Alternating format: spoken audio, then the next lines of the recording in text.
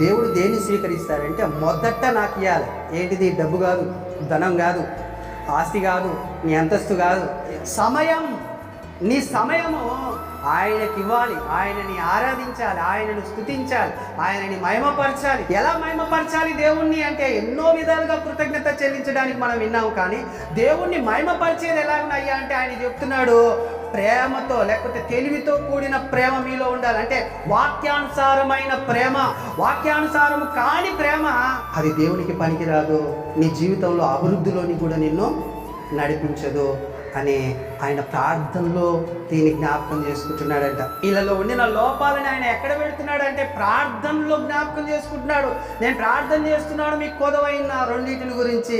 ఆ రెండింటిలో మీరు అభివృద్ధి పొందండి మన జీవితంలో. ప్రథమ స్థానంలో తండ్రి కుమారుడైన యేసుక్రీస్తు నామంలో పరిశుద్ధాత్మ సహాయం చేత ఇదిగో నీ కుమారుడు యొక్క పునరుద్ధాన దినమున నేను ధ్యానించి నిన్ను మయంపరిచి నీ మాటలని నాయన మేము తెలుసుకోవడానికి సిద్ధపడి ఉండగా నీ ఆత్మ సహాయం ద్వారా నీ దాసుని నన్ను బలపరిచి మాతో మాట్లాడి నీ కుమారుడు రాకడకు మమ్మల్ని సిద్ధపరచవలసిందిగా ప్రార్థిస్తుంటున్నాం తండ్రి. మరి సోషల్ మీడియా ద్వారా ఎవరైతే నాయనా మరి మాటలు వింటున్నారో ఆ బిడ్డలను కూడా బలపరచండి. నీ కృపచేత మంచి విశ్వాసంలోనికి నీ పిల్లలు రావటానికి, నీ పరలోకం చేరడానికి నీ కృపను అనుగ్రహించండి. ముఖ్యముగా నాయన ఈ ఉపదేశం సిద్ధపరిచి నీ మందిరంలో పెట్టి మొరపెట్టిన ఉపదేశాన్ని మీరు ఆశీర్వదించి మాకు నాయన మరి ఆశీర్వాదకరముగా నీకు మహిమకరముగా మార్చండి. ఉపదేశం నాకు ఏది ఆటంకముగా అడ్డుగా ఉన్నదని యేసుక్రీస్తు నామములో తొలగించి పరిశుద్ధాత్మ శక్తి నడిపింపు ఉపదేశమునకు అనుగ్రహించి నడిపించి మాయం పొందుమని ఈ కొన్ని మనవుల్ని పాద సన్నిధిలో నుంచి నీ ప్రియ కుమారుడైన యేసుక్రీస్తు ప్రభువారి పేరటి ప్రార్థన సమర్పిస్తున్నాము తండ్రి. ఆమేన్. దేవాది దేవుడు, సర్వోన్నతుడు, సర్వాధికారి, సర్వశక్తిమంతుడైన దేవునికి మహిమ, ఘనత, ప్రభావాలు కలుగునుగాక. కూడుకున్న సహోదరి సహోదరులకు నా హృదయపూర్వక వందనాలు, శుభములు తెలియజేస్తూ ఉంటున్నాను. వాక్యంలోనికి వెళ్ళినట్లయితే ఫిలిప్పీ పత్రిక వివరణ అని ఒకవేళ రాసుకునే వాళ్ళు ఎవరైనా ఉంటే రాసుకోవచ్చు. ఫిలిప్పీ పత్రికను గురించి తెలుసుకునబోయే ముందు మనకు ఒకటి తెలియాలి. ఏంటి అంటే పౌలు యొక్క ప్రయాణాలు తెలియాలి. నేను పోయిన వారం కూడా మీకు పరిచయంలో తీతు పత్రిక పరిచయంలో ఆయన ప్రయాణాల గురించి చెప్పాను కదా. ఆయన 4 స్వార్థ ప్రయాణాలను చేశాడు. ఎన్ని ప్రయాణాలు? 4 స్వార్థ ప్రయాణాలు చేశాడు. 13వ అధ్యాయం అపోస్తుల కార్యం 13వ అధ్యాయం మొదలుకొని అపోస్తుల కార్యం 28వ అధ్యాయం చివరి వరకు ఈ 4 ప్రయాణాలను ముగిస్తాడు కదా. మొదటి ప్రయాణము 13వ అధ్యాయంలో స్టార్ట్ అవుతుంది. అంతియోకయ నుంచి స్టార్ట్ అవుతుంది. మరలా అంతియోకయకు వచ్చి ముగిస్తాడు మొదటి ప్రయాణం. రెండవ ప్రయాణము అంతియోకయ నుంచి ప్రారంభమవుతుంది, మరలా అంతియోకయకు వచ్చి ముగిస్తాడు. మూడవ ప్రయాణము అంతియోకయలో స్టార్ట్ అవుతుంది, యెరూషలేములో ముగిస్తాడు మూడవ ప్రయాణం. 4వ ప్రయాణము యెరూషలేములో స్టార్ట్ చేస్తాడు, రోమాలో ముగిస్తాడు. ఈ ప్రయాణాలు 4 స్వార్థ దండయాత్ర అంటారు దీన్ని చరిత్రకారులు. అయితే సామాన్యమైన పోరాటం చేయలేదు. ఈ 4 ప్రయాణాలలో ఆయన స్వార్థ ప్రకటించిన విధానాలను మనం చూస్తే ఎన్నో బాధలు, శ్రమలు, కష్టాలను ఓర్చుకుంటూ ఆ రోమాకు వెళ్ళడం జరుగుతుంది. ఎవరు? పౌలు గారు. ఆ ప్రయాణాల పరిస్థితుల మధ్యనే ఒక్కొక్క సంఘాన్ని కట్టుకుంటూ ఆయన ముందుకు వెళ్ళాడు. క్రీస్తు శకము 51లో సువార్త అక్కడికి వెళ్ళింది పౌలు గారి ద్వారా. ఇది 2వ ప్రయాణంలో జరిగిన సంఘటన. అయితే ఈ ఫిలిప్పీ పత్రిక రాసింది మాత్రము పౌలు గారే, కానీ తీసుకుని వెళ్ళి ఆ పత్రికని ఇచ్చింది ఎపాఫ్రోదితు. మరి ఈ పౌలు గారి పత్రికని ఎక్కడి నుంచి రాశారు అంటే రోమా చెరసాలలో ఉండినప్పుడు రాశాడు. ఈ పత్రిక పరిచయం ఎందుకు చేస్తున్నానంటే మీకు ఈ పత్రిక పరిచయం అయితేనే దాంట్లో ఉండిన పాఠం అర్థమైద్ది మనకు.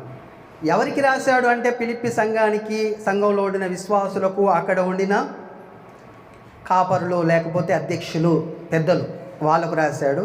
అంతేకాకుండా రాయడానికి గల ఉద్దేశం ఏంటి అని మనం ఆలోచన చేస్తే ఈ ఫిలిప్పీ సంఘము రోమా చెరసాలలో ఉండిన పౌలుకు సహాయ నిధిని కొంత ఎపాఫ్రోదితుని ఇచ్చి పంపిస్తుంది అక్కడికి. ఫిలిప్పీ సంఘంలో ఉన్న విశ్వాసులు కానీ, ఫిలిప్పీ సంఘంలో ఉండిన అధ్యక్షులు కానీ కొంత సహాయ నిధిని ఎపాఫ్రోదితుకి ఇచ్చి ఆ చెరసాలకు, రోమా చెరసాలకు పంపిస్తాడు. అక్కడ ఆయన పుచ్చుకొని దానికి కృతజ్ఞత తెలుపుతూ రాస్తున్న ఉత్తరమే ఈ ఫిలిప్పీ పత్రిక. కదా. అయితే ఏ కాలంలో రాశాడంటే చెప్పాను, 61 క్రీస్తు శకం 61లో ఈ పత్రికని ఆయన రాశాడు. క్రీస్తు శకం 51లో అక్కడ సువార్త వెళ్ళింది. దాని తర్వాత 10 సంవత్సరాల తర్వాత ఆయన ఈ పత్రికని రాశాడు. ఎక్కడి నుంచి రాశాడంటే చెరసాల నుంచి రాశాడు. ఎవరితో పంపాడంటే ఎపాఫ్రోదితుతోని పంపాడు. ఇది గుర్తుపెట్టుకోండి. అయితే ఈ పుస్తకంకి 4 అధ్యాయాలు ఉంటాయి. ఎన్ని అధ్యాయాలు? 4 అధ్యాయాలు ఉంటాయి. ఇందులో ఉండిన వచనాలు 104 వచనాలు ఈ పుస్తకంలో ఉంటాయి. అంతేకాకుండా ఈ పుస్తకంలో ఎక్కువగా దేన్ని ఉద్దేశించి మాట్లాడాడు అంటే ఎక్కువసార్లు రాయబడిన లెటర్ ఉంటుందిగా, లేకపోతే ఒక్కొక్క విషయాన్ని ఎత్తిపట్టి మాట్లాడుతుంటా. అలాగున ఈ ఫిలిప్పీ పత్రికలు ఎక్కువసార్లు వాడబడిన పదం ఏంటయ్యా అంటే సంతోషించండి, ఆనందించండి. ఆనందించండి, మరలా చెప్పుదును, ఆనందించండి. సంతోషించండి, ఆనందించండి అనే పదం 17 సార్లు రాయబడింది పత్రికలో. ఎన్నిసార్లు? 17 సార్లు రాయబడింది. ఈ పత్రిక రాయక ముందుకు సువార్త అక్కడికి వెళ్ళిన సమయంలో పౌలు ఒక్కడే వెళ్ళాడంటే పౌలు ఒక్కడే కాదండి, పౌలును, శీలాను, తిమోతిను, లూకా వీళ్ళు 4 రెండవ మిషనరీ ప్రయాణంలో ఆ ఫిలిప్పీ ప్రాంతానికి వెళ్ళి సువార్త చెప్పినట్లు మనము చూస్తాం. ఆ పుస్తకంలోనికి, లేకపోతే ఇది పరిశుద్ధ గ్రంథంలో 50వ పుస్తకం. గుర్తుపెట్టుకోవాలి, పరిశుద్ధ గ్రంథంలో 50వ పుస్తకం. ఐరోపా ఖండంలో మొట్టమొదటిసారిగా స్థాపించిన సంఘం ఏదైనా ఉందంటే అది ఫిలిప్పీ సంఘమే కదా. మొదటి సంఘాన్ని ఆయన అక్కడ స్థాపించారు. అక్కడ మందిరం ఏం కట్టలేదు, కానీ సంఘాన్ని స్థాపించి వెళ్ళిపోయినట్లు మనము చరిత్రలో చూసినట్లయితే కనబడుతుంది. అయితే ఫిలిప్పీ సంఘమునకు మిక్కిలి అవసరమైన ఒక వర్తమానంగా పౌలు గారు రాశారు. ఫిలిప్పీ సంఘము ఒకరికి ఒకరు వాద్యం ఆడుతున్న, లేకపోతే క్రీస్తుకు విరోధముగా, స్వార్థ విరోధముగా జీవించుచున్న కాలంలో ఈ పత్రిక ఆయన రాస్తారు. అలాంటి పరిస్థితుల మధ్యలో ఉంది ఆ సంఘం. ఎలాంటి పరిస్థితులు ఉంది? కక్షలు, పగతోని, లేకపోతే వివాదాలతోని స్వార్థ కొనసాగించు పరిస్థితుల మధ్య ఉన్నప్పుడు ఈ పత్రికను ఆయన రాస్తున్నట్లు మనము గమనించగలుగుతాం. ఈ పత్రికలో ఉన్న అధ్యాయాలను చదువుతున్నప్పుడు కదండి. అయితే ఈ ఫిలిప్పీ పట్టణం యొక్క గత చరిత్రను మనం ఆలోచిస్తే పూర్వం 353లో మాసిదోనియా రాజు, ఆ గ్రీకు సామ్రాజ్యంలో ఉన్న రాజే అలెగ్జాండర్. ఈ అలెగ్జాండర్ వాళ్ళ తండ్రే ఫిలిప్పు. ఎవరు? అలెగ్జాండర్ వాళ్ళ తండ్రి ఫిలిప్పు. ఆ ఫిలిప్పు ఆ పట్టణాన్ని పట్టుకొని ఆ పట్టణానికి ఫిలిప్పీ అని పేరు పెట్టాడనమాట. ఆ పట్టణానికి ఫిలిప్పీ అని పేరు ఎందుకు వచ్చింది అంటే ఫిలిప్పు అనే ఆ అలెగ్జాండర్ వాళ్ళ తండ్రి ఆ పట్టణాన్ని పట్టుకొని ఆ పట్టణానికి తన పేరు పెట్టడం ద్వారా ఫిలిప్పీ పట్టణం అని దానికి పేరు వచ్చింది. దాని తర్వాత అయితే క్రీస్తు పూర్వంలో 108 రోమా అధికారులు దీనిని స్వాధీనపరుచుకొని కైసరు ఔగుస్తు దీనిని ఒక దండు దిగు కేంద్రంగా మార్చాడట. అంటే ఈ రోమియులందరూ కూడుకునే ఒక ప్రస్థాన స్థానముగా, లేకపోతే స్థలముగా దాన్ని ఉంచారు. అంటే గొప్ప పట్టణం అన్నట్టు. వాణిజ్యములో కానీ, అంటే వ్యాపారంలో కానీ క్రీస్తు పూర్వం 200 సంవత్సరముల క్రితం అట ఇందులో బంగారు గనులు అంటారు కదా, వెండి గనులు కూడా ఉండేవట. చరిత్రకారులు ఆ పట్టణం గురించి రాస్తున్నప్పుడు మనకు తెలిసిన ఒక జవాబు అనమాట అది కదా. అయితే ఈ పట్టణము చాలా గొప్పది. ఎలా చెప్పవచ్చు అంటే మన భారతదేశంలో ముఖ్య పట్టణం ఏంటి? ఢిల్లీ కదండి. ఢిల్లీనా? అలాగనే మన రాష్ట్రంలో ముఖ్య పట్టణం ఏంటి?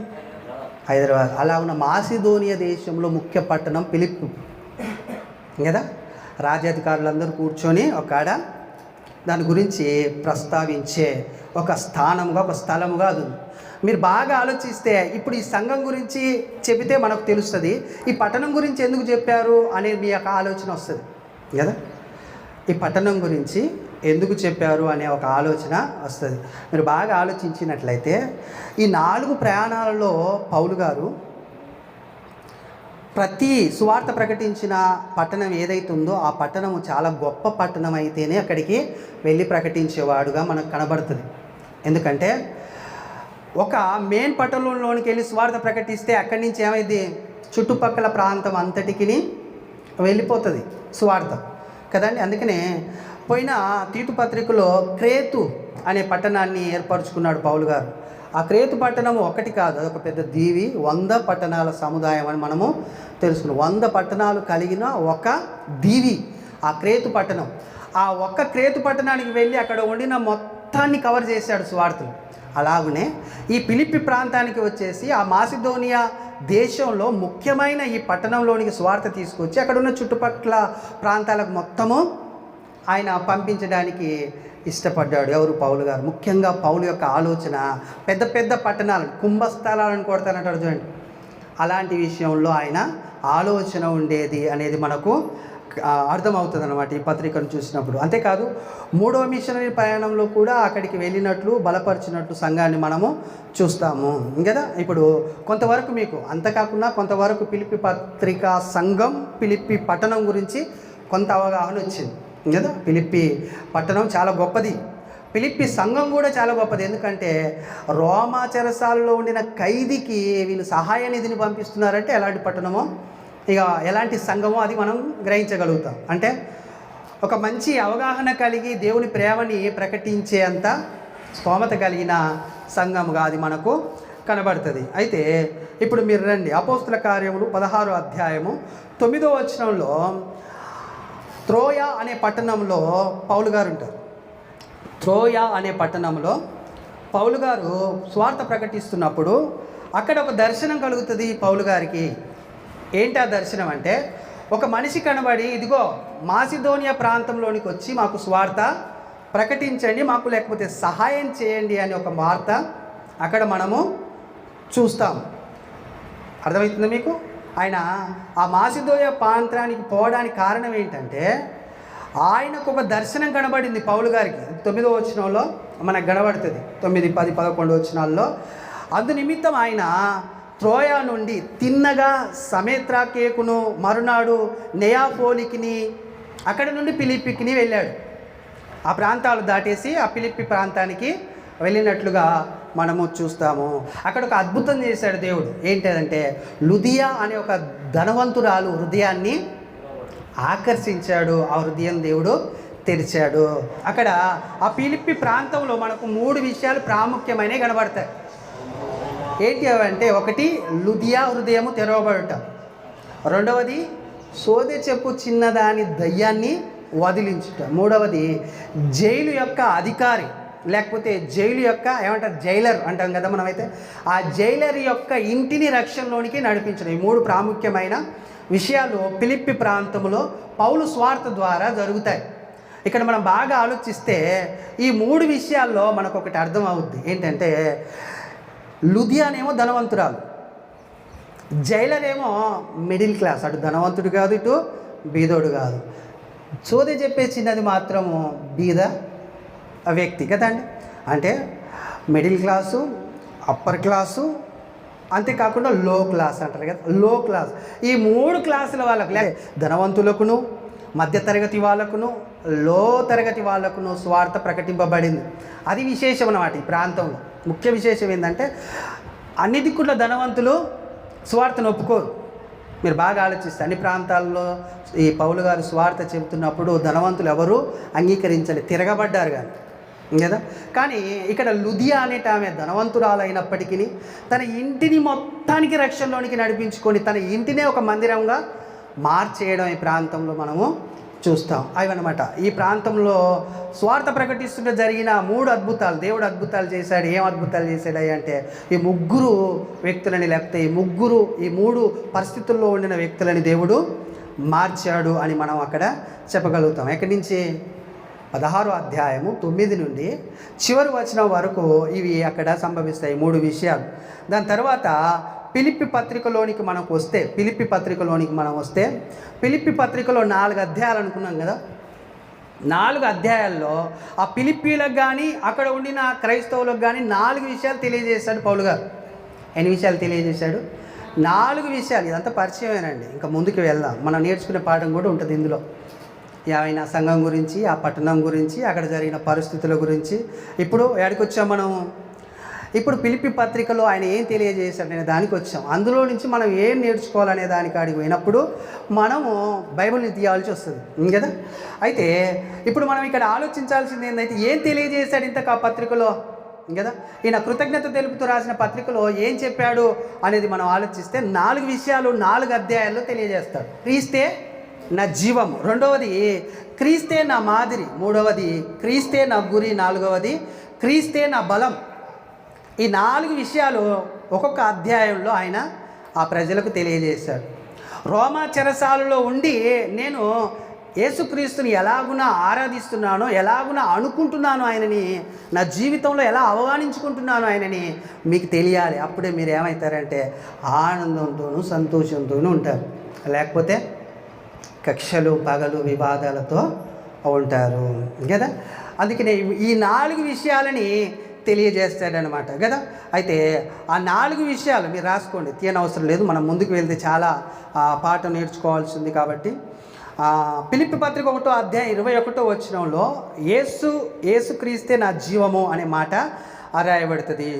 రెండవది క్రీస్తే నా మాదిరి అనేది 2వ అధ్యాయం 5వ వచనంలో రాయబడుతుంది. మూడవది క్రీస్తే నా గురి అనేది 3వ అధ్యాయము 21వ వచనంలో కనబడుతుంది. నాలుగవది క్రీస్తే నా బలము 4వ అధ్యాయం 13వ వచనంలో అది కనబడుతుంది. 4 అధ్యాయాల్లో 4 టైటిల్ని ఇచ్చి ఆ పత్రిక రాసి ఎపఫ్రోదీతుకి ఇచ్చి పంపిస్తున్నాడు. ఇలా బ్రతకమని చెప్పున ఆయన ఫిలిప్పీ సంఘంలో ఉన్న వాళ్ళని. వాళ్ళు సహాయం చేశారు, గొప్ప విషయమే. కానీ సహాయానికి మించింది ఏంటిది?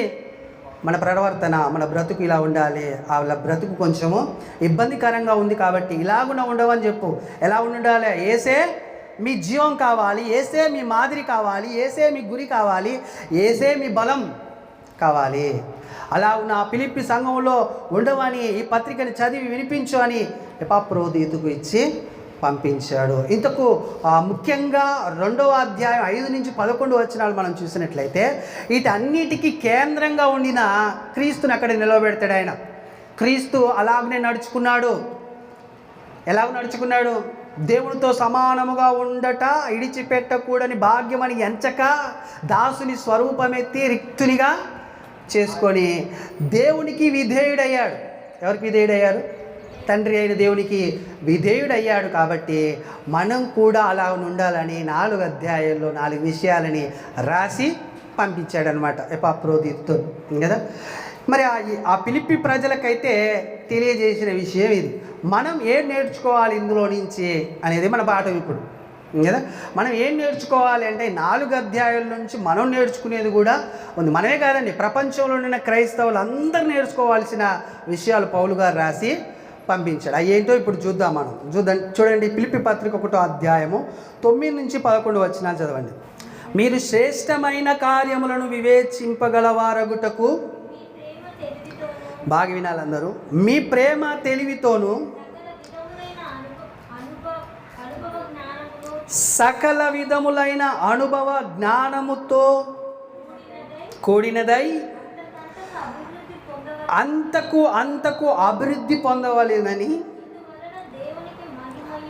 అట్లా అభివృద్ధి పొందితే దేవునికి మహిమయు స్తోత్రమును కలుగునట్లు మీరు యేసుక్రీస్తు వలనైనా నీతి ఫలముతో నిండుకొనిన వారై క్రీస్తు దినమునకు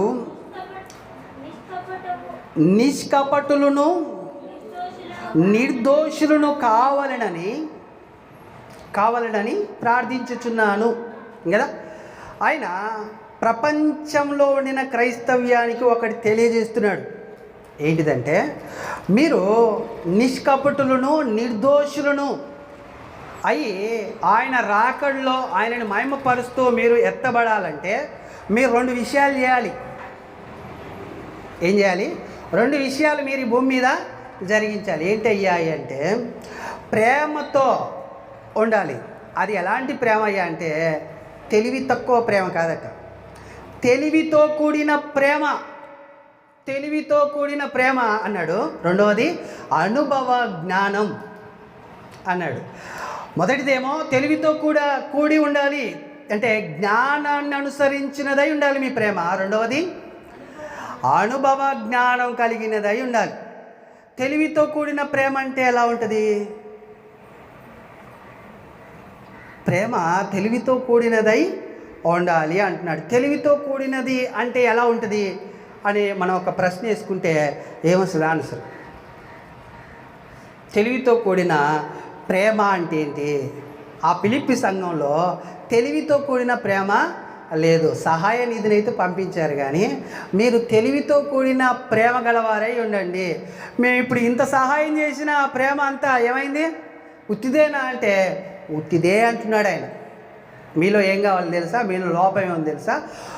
తెలివితో కూడిన ప్రేమ లేదు. తెలివి అంటే ఏంటి? ప్రేమ అంటే మనకు అందరికీ తెలుసు. తెలివి అంటే దేవుని వాక్యం లేకపోతే దేవుని జ్ఞానంతో కూడిన ప్రేమ అని అర్థం. అంటే దీన్ని ఎలా అర్థం చేసుకోవాలి మేమంటే, ఏం లేదండి, జ్ఞానం అంటే మనకి ఎక్కడ దొరకదు? బైబిల్లో దొరుకుతుంది. ఆ బైబిల్లో జ్ఞానం ఎలా వెతకాలి మనం అని అంటే, రెండు ఆజ్ఞలు మనకు తెలుసు. ఏంటి? నీ పూర్ణ హృదయముతో, నీ పూర్ణ ఆత్మతో, నీ పూర్ణ మనస్సుతో నీ దేవుడైన యెహోవాని ఏం చేయాలి? ద్వేషించాలా? ప్రేమించాలి కదా. తెలివితో కూడిన ప్రేమ అంటే ఇదే.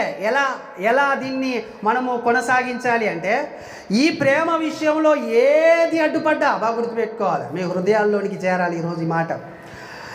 దేవుణ్ణి పూర్ణ హృదయముతో, పూర్ణ ఆత్మతో, పూర్ణ మనస్సుతో మీరు ఆరాధిస్తున్న క్రమంలో ఏది అడ్డం వచ్చినా, అది ఎంత పెద్దదైనా, అది ఎంత విలువైనదైనా, అది ఎంత గొప్పదైనా కానీ దాన్ని పక్కకు త్రోసివేయడమే తెలివితో నువ్వు దేవుణ్ణి ప్రేమిస్తున్నట్టు. లేకపోతే ఇంతకీ ఫిలిప్పీ పట్టణంలో ఏది అడ్డం వచ్చింది వీళ్ళకు? తెలివికి, ఇలా ప్రేమకు, తెలివితో కూడిన ప్రేమ కాదని చెప్పడానికి ఏమడ్డం వచ్చిందయ్యా అంటే, కక్షలున్నాయి అక్కడ. క్రీస్తు శిలువకు విరోధంగా నడిచే ఆ పగ, కక్షని తొలగించుకో ఫస్ట్. అప్పుడు మీరు ప్రేమతో కూడిన లేకపోతే తెలివితో కూడిన ప్రేమని అవలంబిస్తున్నట్టు అందులో అభివృద్ధి పొందాలి. అందులో అభివృద్ధి పొందాలంటే మీకు మంచిగా అర్థమయ్యేటట్టు చెప్తాను. యేసుక్రీస్తు ప్రభు వారు ఈ భూమి మీద ఉన్నప్పుడు ఒక వ్యక్తిని 3 సార్లు అడుగుతాడు, నువ్వు నన్ను ప్రేమిస్తున్నావా, నువ్వు నన్ను ప్రేమిస్తున్నావా, నీవు నన్ను ప్రేమిస్తున్నావా అని. ఆయన 3 సార్లు నేను నిన్ను ప్రేమిస్తున్నాను అది నీకు తెలుసు అని అన్నప్పటికీ 3 సార్లు అడిగాడు. కారణం ఏంటి అంటే, ఆయన ఎప్పుడైతే యేసుక్రీస్తు లేని సమయంలో, యేసుక్రీస్తు ఆయనతో లేని సమయంలో వెంటనే యేసుక్రీస్తుని మర్చిపోయేవాడు. వెంటనే ఎక్కడికి వెళ్ళేవాడు? నా ధోని ఎక్కడుంది, నా వల ఎక్కడుంది, నా కడుపు ఏంటి, నా ఆహారం ఏంటి కదా. ఇదే ఆలోచిస్తూ 2 సార్లు 3 సార్లు యేసుక్రీస్తు ప్రభు వారికి ఎక్కడ దొరికాడు పేతురు అంటే, వలల కాడనే దొరికాడు. నిజమండి. అయితే వీళ్ళు చేస్తున్న సహాయం ఇది ఏదైతుందో అది గొప్పదే, దానికి కృతజ్ఞత తెలుపుతూ మిమ్మల్ని బట్టి నేను సంతోషిస్తున్నాను ఈ పని చేసినందుకు అని అన్నాడు. కానీ వాళ్ళలో 2 కొదువుగా ఉన్నాయి కూడా రేపుతున్నాడు ఆయన, వాళ్ళ హృదయంలో రేపుతున్నాడు. మీ ప్రేమ చివరిది దేవుడి దగ్గర. నిజంగానండి, ఇంతకు ముందుకే చేయవలసిన సహాయం ఏదైతుందో అది చివరికి పంపించారు అని కూడా ఆ పత్రికలోనే రాస్తాడు పౌలు గారు. అంటే సమయోచితమైన సహాయం అది కాదు. సమయోచితమైన సహాయం మీరు చేయలేదు కాబట్టి మీ ప్రేమ అజ్ఞానమైంది. జ్ఞానంతో కూడిన ప్రేమ కాదు. దేవుడు దేన్ని స్వీకరిస్తారంటే, మొదట నాకు ఇవ్వాలి. ఏంటిది? డబ్బు కాదు, ధనం కాదు, ఆస్తి కాదు, నీ అంతస్తు కాదు. ఏమి ఇవ్వాలండి? సమయం. నీ సమయము ఆయనకి ఇవ్వాలి, ఆయనని ఆరాధించాలి, ఆయనను స్తుతించాలి, ఆయనని మహిమపరచాలి కదా. ఎలా మహిమపరచాలి దేవుణ్ణి అంటే, ఎన్నో విధాలుగా కృతజ్ఞత చెల్లించడానికి మనం విన్నాం. కానీ దేవుణ్ణి మహిమపరిచేది ఎలాగునయ్యా అంటే ఆయన చెప్తున్నాడు, ప్రేమతో లేకపోతే తెలివితో కూడిన ప్రేమ మీలో ఉండాలి. అంటే వాక్యానుసారమైన ప్రేమ మీలో ఉండాలి. వాక్యానుసారము కాని ప్రేమ అది దేవునికి పనికిరాదు, నీ జీవితంలో అభివృద్ధిలోని కూడా నిన్ను నడిపించదు అని ఆయన ప్రార్థనలో దీన్ని జ్ఞాపకం చేసుకుంటున్నాడంట. వీళ్ళలో ఉండిన లోపాలని ఆయన ఎక్కడ పెడుతున్నాడంటే ప్రార్థనలో జ్ఞాపకం చేసుకుంటున్నాడు. నేను ప్రార్థన చేస్తున్నాను మీకు కొదవైన 2 గురించి, ఆ 2 మీరు అభివృద్ధి పొందాలి అని అంటున్నాడండి. ఇంకా ఉందండి మన జీవితంలో ప్రథమ స్థానం దేవునికి ఇవ్వడం, ప్రథమ టైం లేకపోతే సమయం దేవునికి ఇవ్వడము మన జీవితంలో ఉందా అని ఆలోచన చేయాలి కదా. ఎంతోమందిని సాక్షులుగా చేసి బైబిల్ని ఇచ్చాడు. బైబిల్ గ్రంథాన్ని చదివి దాన్ని ధ్యానించి దాని ప్రకారముగా మన రక్షణని కొనసాగించుకోవాలి అని ఎంతమంది ఆశపడుతున్నారు ఈ లోకంలో, ఎంతమంది ఇష్టపడుతున్నారు, ఎంతమంది దేవునికి విధేయులుగా ఉండడానికి ఇష్టపడుతున్నారు అనేది మనము ఆలోచిస్తే చాలా తక్కువ మంది కదండి. అందుకని ఆయన మొదటి అధ్యాయంలోనే తేల్చి పడేశాడు. ఏందో తెలుసా? బ్రతుకుతే క్రీస్తు కొరకే, చావైతే లాభం అన్నాడు. క్రీస్తే నా జీవం అన్నాడు. జీవం అంటే పరలోకం వెళ్ళే జీవం అయినా కానీ ఈ భూమి మీద నేను బ్రతుకుతుంది కూడా క్రీస్తు కొరకే అని చెప్పేశాడు అనమాట. లేదండి, ఇంత ఖచ్చితంగా, ఇంత ఒత్తిడి చేస్తూ, ఇంత ప్రేరేపిస్తూ, లేకపోతే ప్రయాసంతో కూడిన, హెచ్చరికతో కూడిన ఒక ఆ లెటరు ఫిలిప్పీ సంఘానికి వెళ్ళి చేరుతుంది. లేదండి, ఇది ప్రేమతో కూడిన, లేకపోతే తెలివితో కూడిన ప్రేమని మీరు అవలంబించాలి. రెండవది జ్ఞానం అట. ఏ జ్ఞానం అది? అనుభవ జ్ఞానం. అనుభవ జ్ఞానం అంటే, అనుభవ జ్ఞానం అంటే మన అనుభవమా, లేకపోతే మన అయ్యల అనుభవమా, మన తాతల అనుభవమా, మన పితరుల అనుభవమా? ఏ అనుభవం? ఏ అనుభవం అండి? వాక్య అనుభవం, క్రీస్తు అనుభవం, దేవుని అనుభవం, పరిశుద్ధాత్మ అనుభవంలో అభివృద్ధి పొందాలి. ఎక్కడ అభివృద్ధి పొందేది? అనుభవంలో. ఎలా వస్తుంది అనుభవం? ఎలా వస్తుంది? ఎలా వస్తుందా అండి అనుభవము? ఒక వచనం చూద్దాం ఇక్కడ. యెషయా గ్రంథము 53వ అధ్యాయము 11వ వచనం చూడండి. ఎవరికి గురించి చెప్తున్నాడు అక్కడ 53వ అధ్యాయంలో అంటే యేసుక్రీస్తు ప్రభు వారి గురించి. 53వ అధ్యాయం అనగానే మనకు క్రీస్తు గుర్తుకు రావాలి. ప్రవచించాడు యెషయా గారు. ఆయన ఏం చెప్తున్నాడు మరి అని మనం ఆలోచిస్తే, అతడు తనకు కలిగిన వేదనను చూసి తృప్తి నొందుతాడు, నీతిమంతుడైన నా సేవకుడు జనుల దోషమును భరించి తనకుండిన అనుభవ జ్ఞానం చేత అనేకులను నిర్దోషులుగా చేస్తాడు. ఎవరి అనుభవ జ్ఞానం అయ్యా అని మనము ఆలోచన చేస్తే, క్రీస్తుకుండిన అనుభవ జ్ఞానం. మనము ధ్యానించిన పాఠం గుర్తున్నాలే, తాతగారు చెప్పింది. క్రీస్తు పూర్వంలో, క్రీస్తు శకంలో కదా ఎలాగున ప్రత్యక్షమయ్యాడు అనే విషయాలని కొన్నిటిని మనం ధ్యానించాం. అంటే మనుషులందరికంటే మొదటివాడు ఎవరు? యేసుక్రీస్తు ప్రభువారు కదా. ఈ సృష్టిని చేసింది, ఈ భూమిని చేసింది, ఈ భూమి మీద ఉండిన సమస్తమును చేసింది ఎవరయ్యా అంటే యేసుక్రీస్తు ప్రభువారు. యేసుక్రీస్తు ప్రభువారికి తప్ప ఇంకా ఎవరికి అంత పెద్ద జ్ఞానము మనము చూడలేదు. ఎవరి జ్ఞానాన్ని అనుసరించాలంటే క్రీస్తు జ్ఞానాన్ని అనుసరించాలి. అందుకనే దేవుడు యెషయాతో చెప్తున్నాడు, తనకున్న అనుభవ జ్ఞానం చేత ఏం చేస్తాడట? దోషములను భరిస్తాడటండి. వేదన ద్వారా కూడా తృప్తి పొందుతాడట కదండి. ఈ లోకంలో సరిగ్గా క్రీస్తుని వెంబడిస్తే వచ్చే ఏంటో తెలుసా? వేదన కదా. అంతేకాకుండా అవమానాలు, నిందలు. పౌలు గారు అదే పరిస్థితిలో ఉన్నారు. ఎక్కడున్నారు?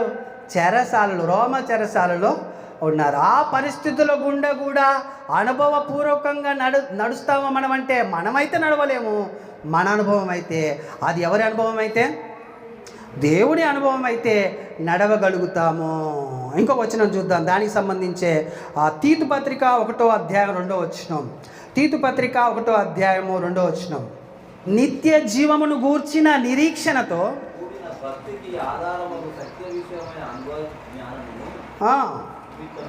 నిమిత్తమును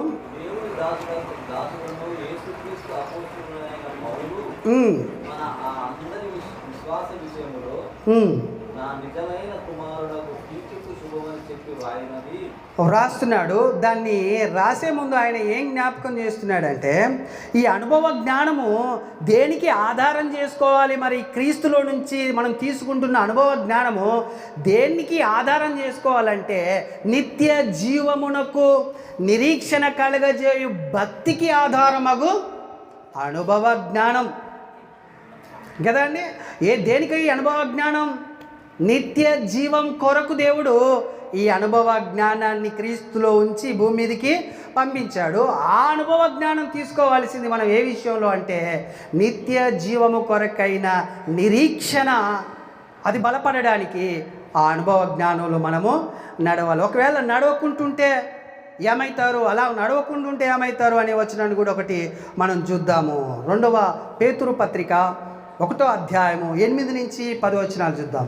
ఇవి మీకు కలిగి విస్తరించిన ఎడల, ఏవి కలిగి అంటే ఆయన 5లో ఒక విషయం చెప్తున్నాడు. 5వ వచనంలో ఆ హేతువు చేతనే మీ మట్టుకు మీరు పూర్ణ జాగ్రత్త గలవారై నేను చదువుతానండి. మీ విశ్వాసమునందు సద్గుణమునందు జ్ఞానమునందు ఆశానిగ్రహమునందు సహనమునందు భక్తి యందు సహోదరుల ప్రేమ యందు దయను అమర్చుకొనుడి.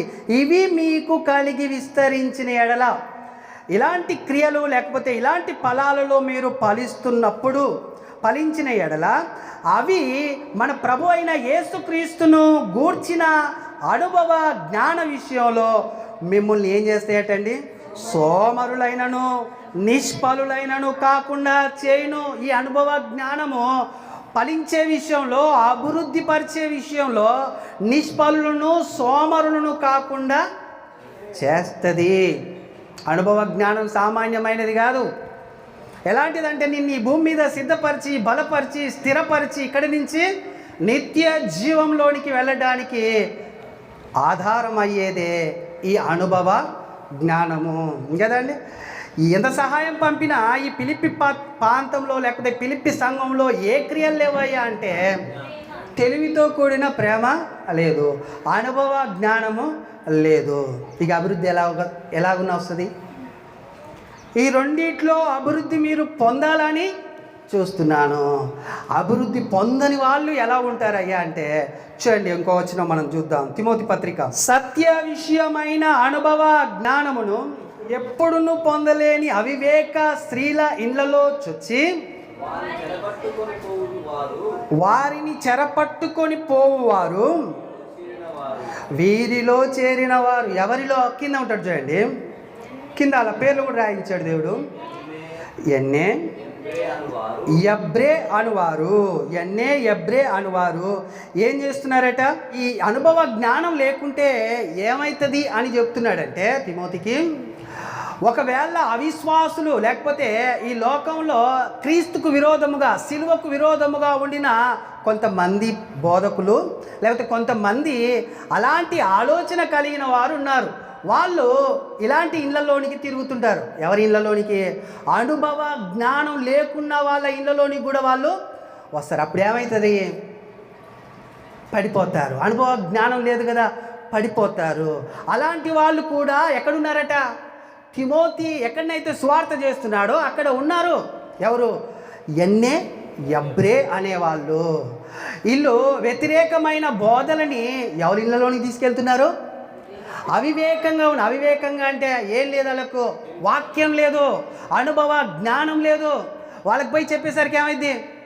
అమ్మా ఇది నిజం అని నమ్ముతున్నారు. ఆడ ఎంత టైం వేస్ట్ చేస్తున్నారో తెలుసా అండి? ఒక చిన్న మాట పేరు పెట్టి పిలిచినందుకు 1 గంట ఆమెతో మాట్లాడేయడం, ఈయనతో 4 విషయాలని 4 లేఖనాలని చెప్పి బలపరిచి అలా బ్రతకండి నాయన, ఇది నేర్చుకోండి అని చెప్పాలి కదండి. బలపరచడానికి నేర్చుకోవడానికి చాలా తేడా ఉంది. ఎలా తేడా అంటే ఎవడైనా ఈత నేర్చుకుంటే మర్చిపోతాడా? మర్చిపోడు. అలాగునే వాక్యం నేర్చుకుని ఎవడైనా కానీ మర్చిపోడు. ఆ వాక్యం హృదయంలో ఉంటే హృదయం శుద్ధి చేస్తుంది, సరిగ్గా నడుస్తాడు. ఆడే ఒక అద్భుతం. యేసుక్రీస్తు ప్రభువారు ఒక అద్భుతం ఎలా అయ్యాడయ్యా అంటే ఆయన వాక్యం. అలాగున వీళ్ళని ఎలా భ్రమ పెడుతున్నారంటే కొంతమంది, నేను సేవకుణ్ణి, నేను మాత్రమే ఉండగలుగుతాను ఇలా, నేను మాత్రమే పిలవగలుగుతాను ఇలా, నేను మాత్రమే అబద్ధం. రాజులైన యాజక సమూహముగా మీరందరినీ నేను చేశానని చెప్పేశాడు దేవుడు పేతురు పత్రికలో రాసి. ఇప్పుడు అందరికీ సమాన అనుభవం కావాలి. సమాన అనుభవంలో మన రక్షణని భయముతోను వణుకుతోను కొనసాగించాలి. ఎవరి మాటలు వినడానికి వీలేదు. అందుకని ఎంతోమందిని హతసాక్షులు చేసి ఇది మనకు ఇచ్చాడు. దీన్ని ధ్యానించాలి, దీన్ని నేర్చుకోవాలి, దీని ద్వారా బలపరచబడి లోకంలో రక్షణని ఇది సత్యం. ఈ సత్యంలో ఉండిన ప్రేమని అవలంబించక ఇదంతా ఎట్టునో ఉంది, చల్లగా ఉంది, చల్లనట్టుంది, సప్పిడి ఉందని పోయి ఏం చేస్తున్నారు? ఇష్టం వచ్చినట్టు చేస్తున్నారు. వాళ్ళు ఇష్టం వచ్చినట్లు చేయడం ద్వారా వాళ్ళకి అబద్ధమును నమ్మునట్లు మోసం చేసే శక్తిని ఆయన పంపిస్తున్నాడు. చెత్తనంతటిని రేపు ఏం చేస్తాడు? అగ్నిలో వేసి కాల్చేస్తాడు. అప్పుడు పైకి తేలేది ఏదైతే చెత్త ఉందో అది పోతుంది, కింద ఏదైతే నాణ్యమైందో అది పరలోకానికి వెళ్తుంది. ఇంత సింపుల్ దానికి మీరు ఎందుకు తొందరపడుతున్నాడు? ఆయన చాలా బాగా చెప్పారు. నేను వీళ్ళిద్దరి మధ్యలో ఘర్షణ విన్నప్పుడు, ఎందుకురా నాయన ఈ క్రైస్తవ్యంలో ఇవన్నీ లేపుతున్నారు, ఇప్పటికే వేరే వాళ్ళు వచ్చి క్రైస్తవుల మీద పడుతున్నారు, మరలా మీరు ఎందుకు గొడవలు పడుతున్నారు? దేవుడు ఉన్నాడు కదా, మనకు దేవుని నమ్మాలి కదా, బైబిల్ని నమ్మాలి కదా అనే ఆలోచన వచ్చింది. నేను కరెక్ట్ సమాధానం వాళ్ళకు చెప్పినట్టు అనిపించింది అనమాట. కాబట్టి ఇప్పుడు మనకి ఇందులో ఏం తీసుకోవాలంటే, అనుభవ జ్ఞానం లేకుంటే నిజంగానండి అలాంటి వాళ్ళు తప్పకుండా ఇళ్ళల్లోని కూడా వచ్చి మనల్ని మార్చే అవకాశం ఉంటుంది. అందుకనే ఇక్కడ ప్రతిరోజు దేవుని వాక్యాన్ని బోధించి దాన్ని ధ్యానించి దానిలో ఉండిన అనుభవాలని నేర్పడం జరుగుతుంది కదా. మరలా పడిపోరు, బలపరిచారు అనుకోండి. ఇప్పుడు రోగం వచ్చిన నేను తీసుకొచ్చి బలపరుస్తాను, మళ్ళీ రోగం రాదాడికి వస్తుందా రాదా? దయ్యం పట్టిన నేను ఎలా పడతాను? మళ్ళీ పట్టదు వచ్చానికి దయ్యం. కానీ వాక్యం ఉంటే రోగం రాదు, దయ్యం రాదు. బైబిల్ చెప్పింది. మనం చూసాము సామెతల గ్రంథం 3వ అధ్యాయంలో చూసాము, మన దేహమునకు ఆరోగ్యం, మన ఎముకలకు సత్వం ఉండాలంటే ఆయన మాటని మనం అంగీకరించాలి, దానికి లోబడాలి అని చెప్పింది. అదే ఆరోగ్యం కదా. ఇక వాక్యం ఉన్నోడిని దయ్యం చూసి భయపడుతూ అక్కడక్కడ పోయిందా పోలేదు. యేసుక్రీస్తుని చూసి, యేసుక్రీస్తు వాక్యమై ఉన్నాడు, నన్ను ఎందుకు ఇక్కడి నుంచి వెళ్ళగొట్టడానికి వస్తున్నావు, సర్వోన్నతుని దేవుని కుమారుడు అని దయ్యం ఒత్తుకుంది. అంతెందుకు పౌలు గారు ఈ ఫిలిప్పి ప్రాంతంలో చేసింది కూడా అదే పని చేశాడు కదండి. అనుభవ జ్ఞానము ఎంతో రక్షణ కొనసాగింపు విషయంలో అవసరం పడుతుంది. లేకపోతే మన జీవితంలో ఇలాంటి ఎబ్రే అని వాళ్ళ చేతుల్లో మోసపోతాము. విశ్వాస భ్రష్టులు వీళ్ళు. ఎలా చెప్పగలుగుతామంటే, వాక్యాన్ని నేర్పించు, వాక్యాన్ని బోధించు, వాక్యంలో బలపరచు, అన్నీ అద్భుతం ఉండదు. వాక్యం ఉంటుంది భూమి మీద. వాక్యము భూమి ఆకాశాలైనా గతిస్తాయి కానీ వాక్యము గతించదు. నీ అద్భుతం పోద్ది, మళ్ళీ అద్భుతం కొరకు రావాల్సిందే. అదే వాక్యం ఉంటే ఈత నేర్చుకున్నవాడు మర్చిపోనట్టుగా ఆ వాక్యం హృదయంలో ఉంటే ఎప్పటికీ గుర్తుంటుంది. అందుకనే ప్రార్థన కంటే ప్రాముఖ్యమైనది వాక్యం అని నేను చెబుతుంటాను. వాక్యం ఉంటే 2 మాటలు చాలు, అద్భుతం జరిగిపోద్ది నీలో వాక్యం ఉంటే. అదే నీలో వాక్యం లేకుండా నువ్వు 100 సార్లు ప్రార్థన చేయి, 100 రోజులు ప్రార్థన చేయి, లేకపోతే నీ ఆయుష్నంత వరకు ప్రార్థన చేసినది జరగదు. వాక్యం కావాలి, మనల్ని శుద్ధి చేయాలి, మనల్ని పరిశుద్ధపరచాలి వాక్యం. అదే అనుభవ జ్ఞానం. క్రీస్తు ఎలా నడిచాడు, క్రీస్తు ఎలా బ్రతికాడు, క్రీస్తు ఎలా మాదిరి చూపించాడు ఈ లోకానికి, అలా బ్రతికడమే నిజమైన బ్రతుకు అనేటట్లు. ఆయన మీ కొరకు ఈ 2 విషయాల్లో నేనేం చేస్తున్నాను? ప్రార్థన చేస్తున్నాను. ఈ 4 అధ్యాయాల్లో మనం నేర్చుకునే 4 విషయాలను కూడా నేను చెప్పి ముగించడానికి ప్రయత్నం చేస్తాను. అనుభవ జ్ఞానము ద్వారా విధేయులై గురి కలిగి స్థిరులై నడుచుకొనుడి అనేటట్లు ఈ లోకానికి ఆయన బోధిస్తున్నాడండి. ఈ లోకంలో ఉన్న క్రైస్తవులకు ఏం బోధిస్తున్నాడు? అనుభవ జ్ఞానము ద్వారా విధేయులై గురి కలిగి స్థిరులై నడుచుకొనుడి. ఇప్పుడు మనం అనుభవ జ్ఞానం చూసాం, ఇప్పుడు విధేయతను చూద్దాం. అదే 2వ అధ్యాయము 5 నుంచి 11 వచనాల్లో క్రీస్తు గురించి చెప్పి తర్వాత 12 నుంచి మనకు చెప్తున్నాడు. చూడండి ఎలా ఉండమని అంటే విధేయులై ఎలా ఉండాలో చెప్తున్నాడు అక్కడ. 2వ అధ్యాయము 12వ వచనం, కాగా నా ప్రియులారా మీరెల్లప్పుడూ మీరు ఎల్లప్పుడూ విధేయులై ఉన్న ప్రకారము నా ఎదుట ఉన్నప్పుడు మాత్రమే కాక మరీ ఎక్కువగా నేను మీతో లేని ఈ కాలమందు భయముతోను వణుకుతోను మీ సొంత రక్షణను కొనసాగించండి. ఏం కావాలన్నట? విధేయులై ఉండాలంటే, విధేయత ఉండాలంటే మీలో ఏం కావాలి? భయము, వణుకు. ఎవరికి భయపడతాం మనం? మనుషులకు భయపడతాం, బంధాలకు భయపడతాం, బాధ్యతలకు భయపడతాం. నిజమండి, భయపడొద్దు. నిజంగా నువ్వు క్రీస్తుని నమ్ముకున్నావు అంటే ఇంక ఎవరికి భయపడొద్దు, దేనికి భయపడొద్దు.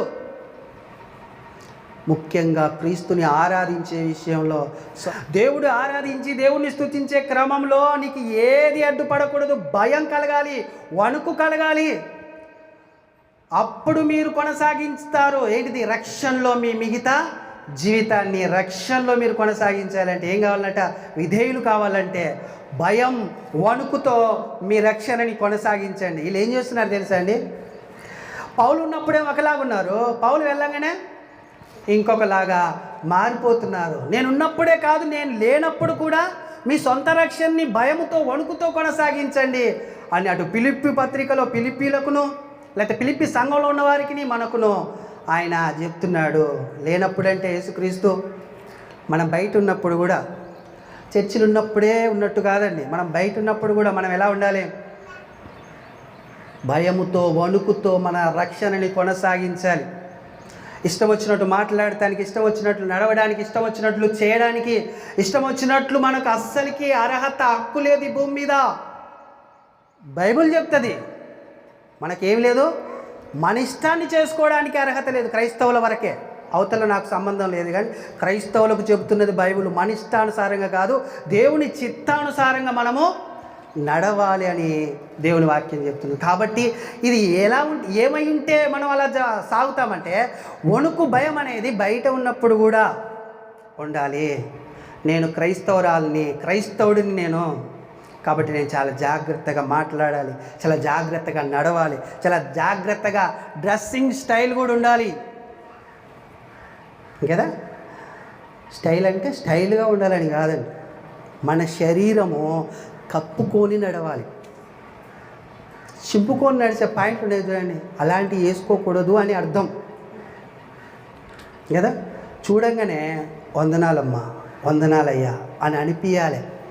మన వస్త్రధారణ బయట ఉన్నప్పుడు, లోపల ఉన్నప్పుడు అలానే ఉంటాం, బయట ఉన్నప్పుడు ఎలా ఉంటున్నాం, బయట ఉన్నప్పుడు అలా ఉండలేరు మీరు, నేను లేనప్పుడు అలా ఉండలేరు మీరు అని ఆ ఫిలిప్పు సంఘానికి రాస్తున్నాడండి. కాబట్టి అలాగున కొనసాగించండి మీ రక్షణని, భయముతో, వణుకుతో మీ సొంత రక్షణని కొనసాగించండి.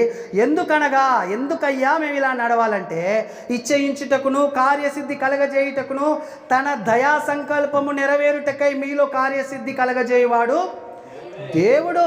మనల్ని నడిపిస్తుంది, బ్రతికిస్తుంది, ఆలోచింపజేస్తుంది. స్పర్శ మనలో ఉందంటే, ఈ గాలి ట్యూబుల నుంచి వెళ్ళిపోతే ట్యూబ్ ఎలాగునో ఈ శరీరం కూడా అలా దీన్ని కొనసాగిస్తుంది ఎవరు? దేవుడు కొనసాగిస్తున్నాడు. కాబట్టి మీ ఇష్టం వచ్చినట్లు ఉండొద్దు, ఆయన ఇష్టం వచ్చినట్లు, ఆయన చిత్తానుసారంగా ఉండాలి. ఆయన చిత్తం ఎక్కడుందంటే బైబిల్లో ఉంది. అలాగునే ఉండాలి. అలాగునే ఉంటే మీకు మేలు, అలాగునే ఉంటే దేవునికి మహిమ. అంతేకాదండి, 14:15 చూడండి, మీరు మూర్ఖమైన వక్రజనం మధ్య నిరపరాధులు, నిష్కలంకులను, అనింద్యులనైన దేవుని కుమారులు అగునట్లును సనుగులను, సంశయాలను మాని సమస్త కార్యములను చేయడి. మీరు ఎలా ఉండాలి తెలుసా? అట్టి జనము మధ్యను, ఎట్టి జనము? ఈ సంశయాలు, సనుగులను, అనింద్యులను కదా, అపరాధులను ఈ లోకంలో చాలామంది ఉన్నారు. అట్టి జనము మధ్యను మీరు జీవవాక్యమును చేత పట్టుకొని లోకమందు జ్యోతుల వలె కనబడుచున్నారు. కనబడాలి. జ్యోతి, మీరొక వెలుగు, మీరొక ప్రకాశమానమైన తేజస్సు దేవుని దృష్టిలో. అలా ఉన్నారా అక్కడ అంటే అలా ఉండాలి అని చెప్తున్నాడు. అక్కడ ప్రపంచ క్రైస్తవులు కూడా చెప్తున్నాడు, జ్యోతుల వలె మీరు కనబడాలి మనుషులకు కదండి. ఇలాగున ఉంటేనే దేవునికి విధేయులుగా ఉన్నట్టు. ఒకటి అనుభవ జ్ఞానము ద్వారా విధేయతని మనం నేర్చుకోవాలి, అంతే కదండి. అనుభవ జ్ఞానం అంటే వాక్యం ద్వారా విధేయతను మనం నేర్చుకొని గురి కలగాలి. గురి లేకుంటే కూడా మన గురి ఏమై ఉంటుంది? లక్ష్యం. మీ గోల్ ఏంటిది అంటే టకా చెప్పేస్తాడు. మనం యూట్యూబ్లలో కానీ ఎక్కడైనా చూస్తాం, నీ గోల్ ఏంటంటే నేను ఈ రేంజ్ నీ గోల్ ఏంటంటే నేను ఈ కలెక్టర్, నీ గోల్ ఏంటంటే ఇలాగ నా అధికారము కానీ ఈ లోకంలో ఉన్న పేరు ప్రఖ్యాతులు కలిగిన పరిస్థితులను పెడతారు. కానీ పౌలు గారు ఏమన్నారు తెలుసా అండి? నా గురి క్రీస్తే, నా గురి క్రీస్తే. నీ గురి ఏమై ఉండాలి? క్రీస్తు. ఎక్కడుండి క్రీస్తు? పరలోకంలో ఉన్నాడు. కాబట్టి పరలోకమే నీ గురి కావాలి. బాప్తిసం తీసుకోగానే పరలోకం వచ్చేస్తుంది అని అనుకోవడం చాలా భ్రమ. ఇలా ఉన్న నడవాలి అనుభవ జ్ఞానం చేత, ఏంటిది విధేయులయ్యి, అంతేకాకుండా గురి కలిగి స్థిరంగా ఉండాలి. మరలా తప్పిపోవద్దు, అటు ఇటు కూడా తప్పిపోకుండా ఉండాలి అని చెప్తున్నాడు ప్రపంచ క్రైస్తవులకు. ఎవరు? పౌలు గారండి. ఇంకా జ్యోతుల వలె కనబడాలి. మూడో విషయాన్ని చూద్దాం, గురి కలిగి అనే విషయాన్ని. 3వ అధ్యాయము 17వ వచనం చూడండి. 3వ అధ్యాయము 17వ వచనం. సహోదరులారా, మీరు నన్ను పోలి నడుచుకొనుడి, మేము మీకు మాదిరి అయ్యున్న ప్రకారం నడుచుకొని వారిని గురి పెట్టి చూడుడి. లోకంలో చాలామంది క్రైస్తవులు ఉన్నారు. ఏం చేయాలని? గురి పెట్టి చూడాలి. ఇడు వాక్యానుసారంగా కొలమానం ఏంటి మనకు? ప్రమాణికం ఏంటి మనకు? బైబుల్ వాక్యం. ఆ వాక్యం ప్రకారం ఈ మనిషి ఉన్నాడా? ఈ లేడు. ఈ లేడైతే ఈ నరకానికి పోతాడు. వీళ్ళ నేనుంటే నేను కూడా నరకానికి పోతాను అనే భయం, వణుకు మనలో కలగాలి. గురిపెట్టి చూడు మనుషుల్ని. ఆ గురిపెట్టి చూసిన మనుషుల్లో నన్ను పోలి నడుచుకునేనని ధైర్యంగా చెప్పగలవాడు ఎవడైనా ఉన్నాడా అంటే పౌలు అంటున్నాడు, మీరు నన్ను పోలి నడుచుకోండి. ఎందుకంటే నా గురి, నా బలము, నా జీవము కదండి. ఎవరట? క్రీస్తు. నా జీవం ఆయనే, నా మాదిరి ఆయనే, నా గురి ఆయనే, నా బలం ఆయనే అని చెప్పేసిన ఆయనని పోలి నడుచుకోండి. గురి పెట్టండి, ఆయనని గురి పెట్టండి లేదండి. క్రీస్తు దేవుడు అండి, ఆయనని పోలి నడుచుకోలేమంటారు చాలామంది. ఈయన అంటున్నాడు నన్ను పోలి నడుచుకోండి అంటున్నాడు. నడవగలుగుతామా ఆయనని పోలి? ఈజీ అండి, సింపుల్. అనుభవ జ్ఞానం కావాలి. ఈ వాక్య జ్ఞానం లేకపోతే ఈ వాక్యం నీ హృదయంలో ఉంటే పౌలు గారి కంటే గొప్పగా కూడా నడవచ్చు. ఈ వాక్య జ్ఞానం లేదనుకో నడవలేము. అందుకనే ఆయన అంటున్నాడు, అనేకులు క్రీస్తు శిలువకు శత్రువులుగా నడుచుకొనిచున్నారు, వీరిని గూర్చి మీరు ఇక్కడ ఆగండి. అనేకులు క్రీస్తు శిలువకు విరోధులుగా నడుచుకుంటున్నారు. బయటలు కాదు, లోపటోళ్ళే. ఆ ఫిలిప్పి సంఘంలో కొంతమంది వ్యతిరేకమైన బోధలు చేస్తున్నందుకు వాళ్ళని ఏమన్నాడు తెలుసా అండి? కుక్కలు. వ్యతిరేకమైన బోధలు బోధిస్తున్న కుక్కల విషయంలో జాగ్రత్త అని 3వ అధ్యాయం 1వ వచనం చూడండి. మెట్టుకున్న సహోదరులారా, ప్రభువునందు ఆనందించుడి. అదే సంగతులను మీకు రాయటం నాకు కష్టమైనది కాదు, కానీ మీకు అది క్షేమకరము. కుక్కల విషయమై జాగ్రత్తగా ఉండండి, దుష్టులైన పనివారి విషయంలో జాగ్రత్తగా ఉండండి కదండి. అలాంటి వారి విషయంలో మీరు జాగ్రత్త. వాళ్ళ విషయంలో ఎందుకు జాగ్రత్తగా ఉండాలంటే వాళ్ళు ఏం చేస్తారటంటే వాళ్ళు క్రీస్తు శిలువకు విరోధముగా నడుచుకుంటారట. క్రీస్తు శిలువకు శత్రువులుగా నడుచుకొనిచున్నారు. వీరిని గూర్చి మీతో అనేక పర్యాయములు చెప్పి ఇప్పుడు నువ్వు ఏడ్చుచు చెప్పుచున్నాను. వాళ్ళ గురించి మాట్లాడుతున్నాడు. నాశనమే వారి అంతము, వారి కడుపే వారికి దేవుడు. వారు తాము సిగ్గుపడవలసిన సంగతుల యందు అతిశయపడుచున్నారు, భూ సంబంధమైన వాటి యందే మనస్సు ఉంచుచున్నారు. అది తప్పు, అది కాదు. మన పౌరస్థితి ఎక్కడుందట? పరలోకమందున్నది. అక్కడ నుండి ప్రభు అయిన యేసుక్రీస్తును రక్షకుని నిమిత్తము కనిపెట్టుకొని ఉన్నాము. మనం కనిపెట్టుకొని ఉండాలి. మనం ఇది నిజం, ఇది సత్యం. కానీ దీనికి వ్యతిరేకమైంది ఏదైనా కానీ అబద్ధం, అసత్యం అది అనేది మనము గ్రహించాలి. ఇప్పుడు ఏం చెప్తున్నాడు ఇక్కడ మనకు ఈ 4 వచనాల్లో? గురి కలిగి ఉండండి. ఎవరు ఆ గురి? ఎవరు? క్రీస్తు కాదంటున్నాడు. నేనే అంటున్నాడు, నన్ను గురి పెట్టుకోండి, నన్ను పోలి నడుచుకోండి అంటున్నాడు. ఆయన మాత్రం క్రీస్తు మీద గురి పెట్టాడు, మనల్ని మాత్రం నన్ను పోలి నడుచుకోండి మీరు అని చెప్తున్నాడండి కదా. ఇది దేని గురించి అంటే గురి కలిగి నడుచుకోవడం గురించి. తర్వాత స్థిరులై ఉండాలి. చివరిగా ఆయన ఏం చెప్తున్నాడంటే 4వ అధ్యాయము, ఫిలిప్పీ పత్రిక 4వ అధ్యాయము 1 నుంచి చూడండి. ఆ ఫిలిప్పీ సంఘములో లేవనెత్తబడిన ఆ గొడవలు ఏవైతున్నాయో వాటిని ఉద్దేశిస్తూ మాట్లాడుతున్నాడు. ఏంటంటే, కావున నేను ఆపేక్షించు నా ప్రియ సహోదరులారా, నా ఆనందమును నా కిరీటమునయున్న నా ప్రియులారా, ఇట్లు ప్రభువునందు స్త్రీలులై ఉండిరి. ఎట్లున్నారు మరి ఇల్లు? అట్లు లేరా అంటే 2వ వచనం చూడండి. ప్రభునందు ఏక మనస్సు గలవారై ఉండుడని యువోదియను సుంటికేను బతిమలాడుకొనుచున్నాను. ఎట్లున్నారట ఇల్లు? ఏక మనస్సు లేదట.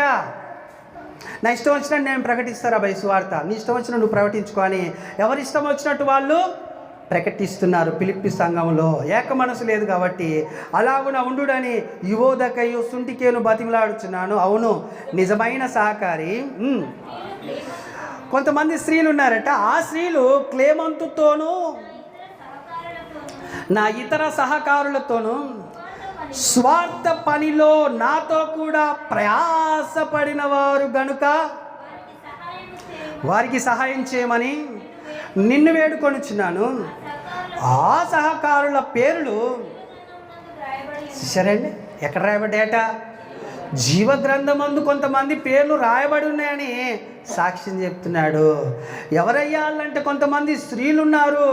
ఆ స్త్రీలట క్లెమంతు అంటే ఆయనకు సహాయం చేశారట, ఈయనకు సహాయం చేశారట. కాబట్టి అలా పేర్లు జీవగ్రంథంలో రాయబడి ఉన్నాయి. కాబట్టి నువ్వేం చేయంటే వాళ్ళని చేర్చుకో, వాళ్ళని అంగీకరించు, వాళ్ళని నువ్వు హెచ్చించు, వాళ్ళని త్రోసివేయకు. కొంతమంది ఉన్నారు, వారిని నేను బతిమలాడుకొనుచున్నాను.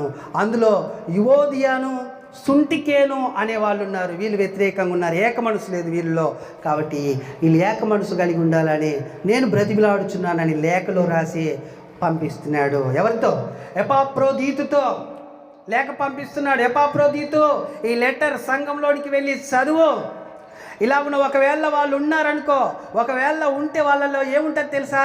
కింద చెప్తాడు చూడండి. ఎల్లప్పుడూ నువ్వు ప్రభువునందు ఆనందించుడి. మరలా చెప్పుదును, ఆనందించుడి. మీ సహనమును సకల జనులకు తెలియబడనీయుడి. మీ సహనమును సకల జనులకు తెలియబడనీయుడి. సకల జనులకు తెలిస్తే ఏమైద్దయ్యా అంటే మంచోళ్ళు అంటారు. ఆ మంచోళ్ళన్న సాక్ష్యము బట్టి పరలోకంలో జీవగ్రంథం ఉంది, తెలుసు కదా. ప్రకటన గ్రంథంలో మనం చూసాం, అందులో రాయబడుతుందట ప్రతిదీ కదా.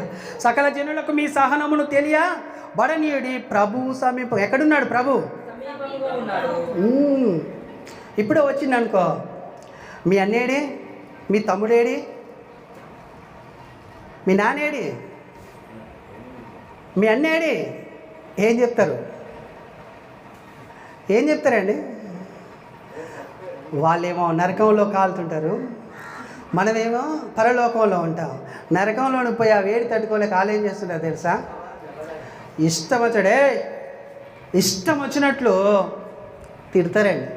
చిన్నగా తిట్టరు, ఏమో తిట్లు పడుతుంటాయి. పరలోకంలో ఉండిన ఆనందం కూడా ఏమీ ఉండదు. నిజంగానండి. లుదియా జీవితం తెలుసు కదా మీకు. లుదియా ధనవంతురాలైనప్పటికీ ఇంటిని మొత్తం రక్షించుకుంది. నేటి లుదియాలు ఉన్నారా ఈ భూమి మీద? లేరు కదండి. పక్కోడంటే వేరండి. నా తమ్ముడు నాకు వేరు. వాడు రక్షణలోనికి రమ్మని ప్రార్థన చేస్తా, ఏడుస్తా అని బతిలాడితే ఏదైనా చేస్తా. నా పిల్లలు లేరు అనుకో నాతో పాటు రక్షణలో, అది మాత్రం చాలా బాధాకరమైన విషయం. అది దేవుడు లెక్క తప్పకుండా తీసుకుంటాడు. మీకు ఎప్పటి నుంచో చెప్తున్నాను, ఆ విషయంలో మీకు చురుకు లేదు, ఆ విషయంలో మీకు పట్టింపు లేదు. నిజంగానండి. భయం, వణుకు కొనసాగించాలంటే రక్షణ భయం, వణుకు కావాలి కదండి. రక్షణ లేని మన కుటుంబాన్ని మనం రక్షించుకోలేకపోతే ఇక లుదియా జీవగ్రంథంలో ఆమె పేరు రాయబడినట్టుగా పరలోక జీవగ్రంథంలో మన పేర్లు ఎలా రాయబడతాయండి? రాయబడతాయా? రాయబడవండి. ఆయన అంటున్నాడు ప్రభు దినం ఎక్కడుందట? సమీపంగా. అంటే ఇంకో గంటకు కావచ్చు, నేను ఈ మాటలు ముగించే సమయానికి కావచ్చు, లేకపోతే రేపే రావచ్చు, రాత్రికే రావచ్చు, చెప్పలేం.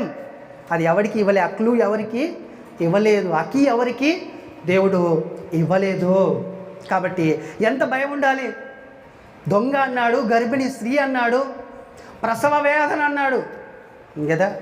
కాబట్టి జాగ్రత్తగా అందుకని ఆయన పిలిపి ఆ సంఘంలో ఉండిన వాళ్ళకు రాస్తున్నాడు, నాయన మీ సహనమును సకల జనులకు తెలియబడనీయడు, అంతేకాదు ప్రభు సమీపముగా ఉన్నాడు, దేనిని గూర్చి చింతపడకుడి. కానీ మనమైతే దేనిని గురించి చింతపడొద్దంటాడో దేవుడు దాని గురించే చింతపడుతుంటారనమాట. కానీ ప్రతి విషయంలోనూ ప్రార్థన విజ్ఞాపనల చేత కృతజ్ఞత పూర్వకంగా మీ విన్నపములు దేవునికి తెలియజేయనీయుడి.